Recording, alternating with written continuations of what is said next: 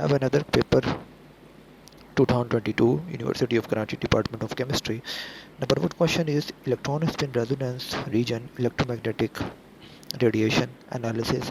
वो कौन सा रीजन होता है जिस रीजन को हम यूज़ करते हैं ईएसआर के अंदर। ईएसआर जो टेक्निक है आपके पास इलेक्ट्रॉन स्पिन रेजोनेंस या इसको ईपीआर भी कहते हैं, इलेक्ट्रॉन पैरामैग्नेटिक रेजोनेंस। इसके अंदर आप माइक्रोवेव्स यूज़ करते हैं for the excitation of the electron. Number second है ESR spectroscopy used dash magnet because of dash magnetic और मैग्नेट ऑफ बोहर मैग्नेट्रॉन।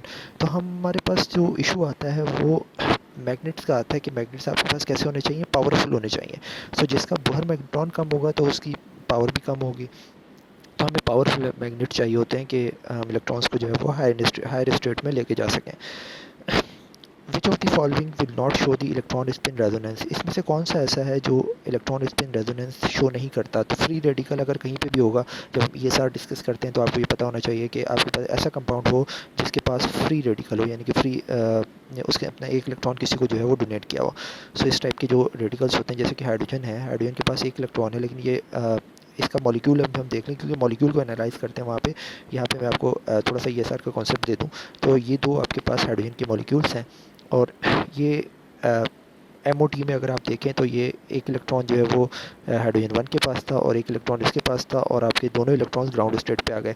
तो ये ग्राउंड स्टेट पे जब इलेक्ट्रॉन्स आ गए तो इट्स मीन डैट कि ये जो कंपाउंड है, ये कंपाउंड आपके पास अब पैरामैग्नेटिक नहीं रहा। ठीक है, इसको पैरामैग्नेटिक होना ज़रूरी है। पैरामैग्नेटिक का मीन कि इसके अंदर फ्री इलेक्ट्रॉन्स मौजूद हों। ठीक है, सो इसके अंदर फ्री इलेक्ट्रॉन नहीं है, ये डाई मैग्नेटिक है। ठीक है, तो डाई मैग्नेटिक कंपाउंड जो है वो कभी भी ईएसआर को परफॉर्म नहीं करता। अब हम क्या करेंगे, इस हाइड्रोजन मॉलिक्यूल के अंदर से एक इलेक्ट्रॉन निकाल देंगे, इसके ऊपर प्लस चार्ज आ गया।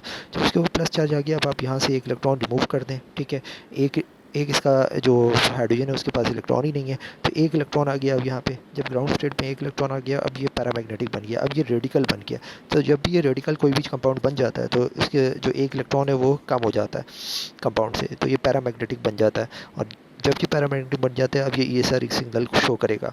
सेकंड है आपके पास पैरामैग्नेटिक कंपाउंड। सो पैरामैग्नेटिक कंपाउंड ऑब्वियसली शो करते हैं, ये काम करते हैं। ट्रांजिशन मेटल मोस्टली जो है वो उसके अंदर जो है वो पैरामैग्नेटिज्म की कॉन्सेप्ट होती है, होता है, तो जो है वहाँ पे वो भी आपके पास ईएसआर सिग्नल शो करेंगे।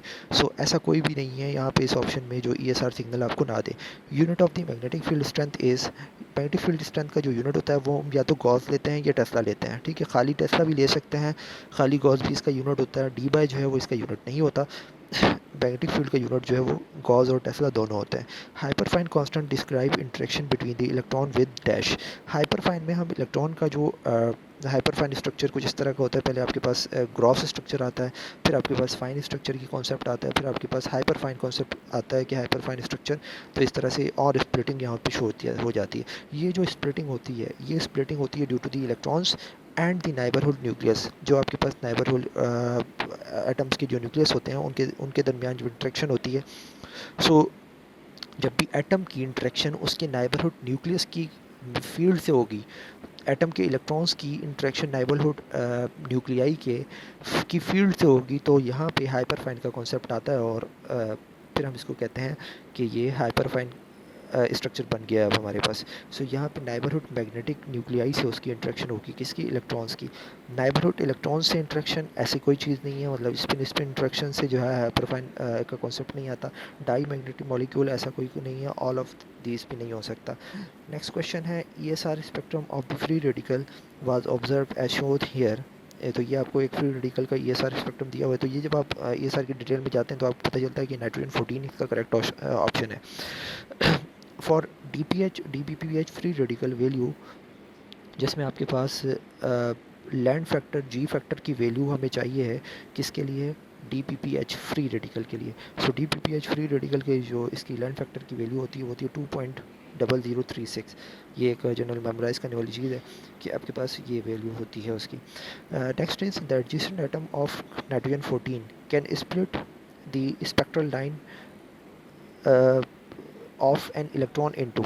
जो आपके पास नाइट्रोजन 14 है वो अपनी एडजेसेंट में कितनी स्पेक्ट्रल लाइंस शो करता है, तो आंसर है 4 लाइंस को शो करता है। सो इसके बाद है आपके पास unit of the measurement of hyperfine splitting constant in ESR spectrum is, so उसका जो यूनिट होता है वो हम गॉस में उसको मेजर करते हैं कि हाइपरफाइन स्प्लिटिंग कांस्टेंट का जो यूनिट होता है।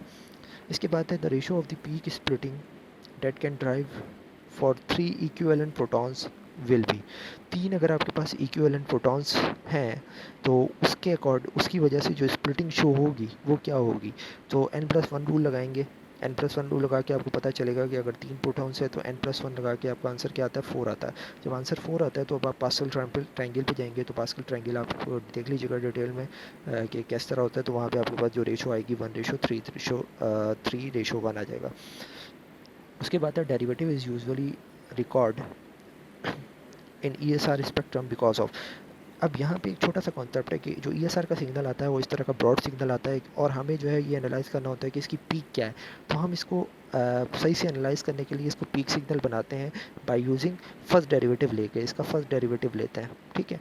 इसका फर्स्ट डेरिवेटिव इस सिग्नल का लेते हैं तो आपके पास ये जो पीक सिग्नल बन जाता है। तो ESR में जो ये ट्रिक यूज़ की जाती है किसके लिए यूज़ की जाती है, तो आंसर है कि ब्रॉडनेस को ख़त्म करने के लिए और low signal to noise ratio को भी हम वैनिश करने के लिए ये कॉन्सेप्ट यूज़ करते हैं। बोथ ऑफ दीज ऑप्शन इसका करेक्ट है। सो एक तो ब्रॉड सिग्नल आया, ठीक है। अब ये जो ब्रॉड सिग्नल आता है तो सिग्नल टू नॉइस रेशो कुछ इस तरह की चीज़ होती है कि अगर यहाँ पे कोई और सिग्नल आता है तो वो इसके इतने एरिया को कट करेगा, यहाँ पे इंटरफेरेंस होगी, तो इंटरफेरेंस की वजह से नॉइस क्रिएट होगी। उस सिग्नल टू नॉइस रेशो को हम डिक्रीज़ करेंगे कि हम सिग्नल को जो है इस तरह शार्प बना दें। तो शार्प फर्स्ट डेरिवेटिव लेके बना लेते हैं और इस तरह से आपका ये दोनों ऑप्शन यहाँ पे करेक्ट है। Dash is itself a free radical which is less reactive than the parent nuclei. यहाँ पे जो करेक्ट ऑप्शन है वो स्पिन एडिक्ट की ऑप्शन है कि ये जो चीज़ होती है आपके पास free radical which is less reactive, जो लेस रिएक्टिव होती है दैन दी पेरेंट रेडिकल। ये पेरेंट रेडिकल अगर इसका देखा जाए तो उससे जो है वो लेस रिएक्टिव होती है। और सोडियम ग्लूकोनाइड इसका कोई ऐसा कॉन्सेप्ट नहीं है हमारे पास जो कि इस तरह के फिनोमेना से करता हो। Common isotope substitution include addition of dash and dash in place of H1 and nitrogen 14। So यहाँ पे जो कॉमन आइसोटोप्स इनके जो सब्स्टिट्यूएंट हम यूज़ कर सकते हैं, in common isotope substituent include addition of dash and than in place of, इनकी प्लेस पर किसको यूज़ किया जा सकता है इनके आइसोटोप्स को, तो आंसर है H2 को यूज़ किया कर सकते हैं और नाइट्रोजन 15 को हम यूज़ कर सकते हैं। इसके बाद आपके पास एक क्वेश्चन है, give brief comparison between NMR and ESR। तो NMR और ESR का ब्रीफ कंपैरिजन दे देंगे कि NMR आपके पास एक ESR आपके पास एक ऐसी टेक्निक है जिसके अंदर आप कौन सी वेव्स यूज़ करते हैं, वेव्स के बारे में बता दीजिएगा, जिसके अंदर माइक्रो वेव यूज़ की जाती हैं और इसके अंदर कौन सी वेव्स यूज़ की जाती हैं, रेडियो फ्रीक्वेंसी वेव यूज़ की जाती है NMR के अंदर। एक डिफरेंस आपके पास ये हो गया। यहाँ पे जो ESR के अंदर हम जो सिग्नल लेते हैं वो इलेक्ट्रॉन होता है, इलेक्ट्रॉन अपनी लोअर एनर्जी स्टेट से हायर एनर्जी स्टेट में चला जाता है। ये इलेक्ट्रॉन की डिस्कशन हो रही होती है ESR में। और NMR में आपके पास एक न्यूक्लियस होता है, जो न्यूक्लियस अपनी हायर लोअर एनर्जी स्टेट से जो है वो हायर एनर्जी स्टेट पे चला जाता है। इसी तरीके से एप्लीकेशन ये वाइडली यूज़ होता है ऑर्गेनिक केमिस्ट्री के अंदर, ठीक है। इसकी एप्लीकेशन कहाँ है, primarily used in the study paramagnetic specific radical. इसकी इन्वायरमेंटल केमिस्ट्री के अंदर इसकी एप्लीकेशन है ESR की। इसकी मेडिकल के अंदर फील्ड के अंदर इसकी एप्लीकेशन है। इसी तरीके से इसकी एप्लीकेशन आपको मटेरियल साइंसेस में मिल जाएगी, फूड साइंसेस में मिल जाएगी, मॉलिक्यूल्स के अंदर। मैग्नेटिक फील्ड स्ट्रेंथ के बारे में अगर डिस्कस करें, typically operates with low magnetic field. इसमें हम लो मैग्नेटिक फील्ड भी यूज़ कर सकते हैं, ठीक है।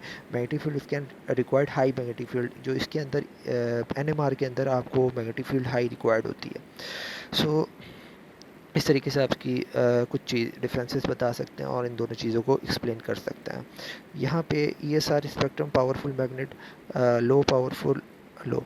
सो यहाँ से नीचे से एक चीज़ करेक्ट हो गई, इस चीज़ को करेक्ट कर लीजिएगा। ये इसका करेक्ट ऑप्शन आप देख लीजिएगा कि लेस पावरफुल और लो होगा आई थिंक, या तो लेस पावरफुल और हाई बोर मैग्नेटॉन्स और लेस पावरफुल और लो बोर मैग्नेटॉन, इस टाइप का। इस इनमें से दोनों में से कोई इसका करेक्ट ऑप्शन है। पावरफुल जो है वो NMR के लिए पावरफुल चाहिए होते हैं।